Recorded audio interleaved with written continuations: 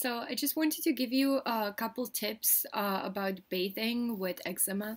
When you're going through the withdrawal, very often it's like the best relief is to be in the bathtub because you feel like you can move and your skin just feels kind of better to be in water in like warm or hot water, but the hot water is not good for you, but I know it feels good sometimes.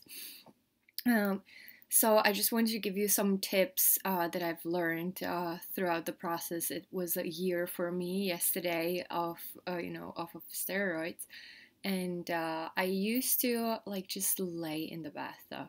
Just lay there for like an hour and a half and stuff. I would take my computer there and just watch like YouTube videos, and long for a nice skin and stuff.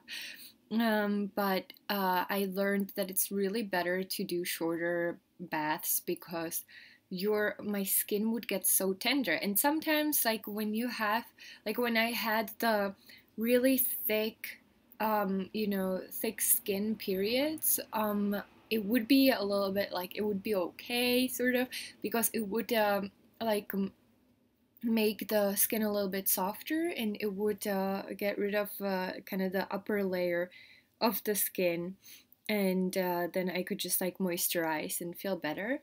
But the thing is, when you just have like open wounds and stuff like that, you should be careful not to overdo it because you will have like it will get too. I keep wanting to say mushy, but no, like just soft, like really tender is the word. Thanks. Thanks, brain.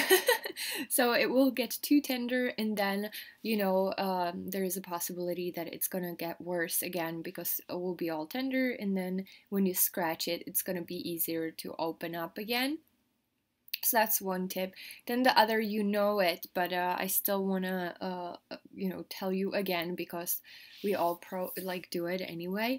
Is don't dry off like this, like don't dry off with the towel really harshly, and just try to dab the towel, like dab it like on your skin, um, and keep the skin a little bit moist still. First of all, if you start to like kind of do it too harshly, you're gonna find a spot that you didn't think was that itchy, and you're gonna start to scratch it with a towel and then with your nails, and it's just gonna be a fiasco.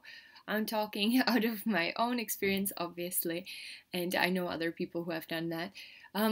So just stop, just pat it off really quickly, and then take your cream, whatever you're using, unless you're doing the moisturizer withdrawal, then do your thing. But if you're using creams, do it like right after.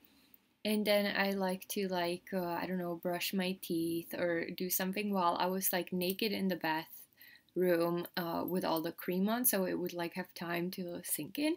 And then I would put something on over it. And use only cotton, you know all this, but just saying, like, don't wear anything that's like that has other stuff in it. Okay, the heat is on.